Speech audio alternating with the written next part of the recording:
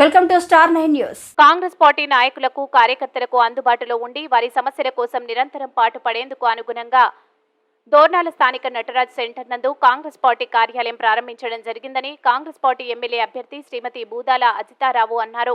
ఈ సందర్భంగా కాంగ్రెస్ పార్టీ నాయకులతో కలిసి ఆమె పార్టీ కార్యాలయాన్ని రిబ్బన్ కట్ చేసి ప్రారంభించారు. ఈ సందర్భంగా దోర్నాల పట్టణానికి చెందిన సుమారు 100 కుటుంబాలు వారు వైసీపీ, టీడీపీ నుండి కాంగ్రెస్ పార్టీలోకి వారిని ఎర్రగొండపాలెం నియోజకవర్గ కాంగ్రెస్ పార్టీ ఎమ్మెల్యే అభ్యర్థి అజితారావు కండువా కప్పి సాదరంగా ఆహ్వానించారు. ఈ సందర్భంగా ఆమె మాట్లాడుతూ కార్యకర్తలకు నాయకులు ఎల్లప్పుడూ అండగా ఉంటారని, కార్యకర్తల సంక్షేమం కోసం వారి అభివృద్ధికి బాటలు వేసేందుకు నిరంతరం పాటుపడతామని అన్నారు.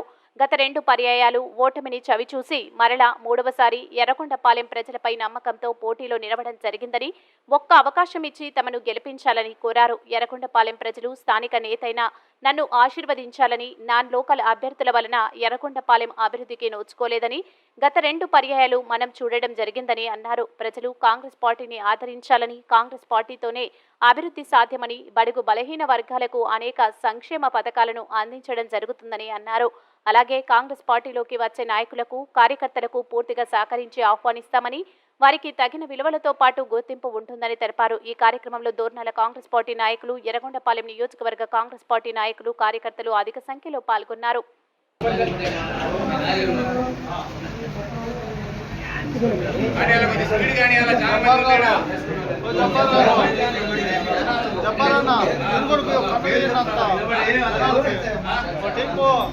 ఉంచుకో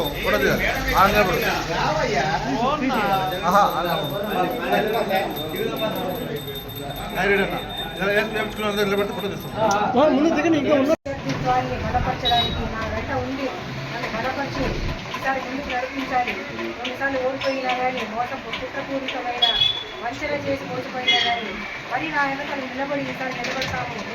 మీ వర్గం వారు, మీ ప్రజలు మీతోనే ఉన్నారని కానీ బలపరచాలని ఈరోజు గవర్నర్ నడిగొట్టులో ఈ యొక్క ఆఫీస్ని స్వచ్ఛందంగా ఓపెన్ చేసుకోవాలని ఆహ్వానించిన నా కోర్టు సోదరులందరికీ పేరు పేరున అన్ని విధాలుగా నా వెన్నట్టుండే ప్రతి ఒక్కరికి మొట్టమొదట ధన్యవాదాలు తెలుపుతా ఉన్నాను.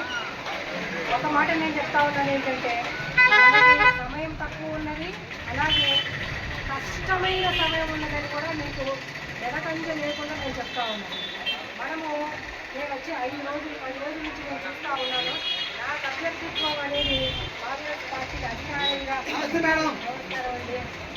అధికారికంగా ప్రకటించిన తర్వాత నుంచి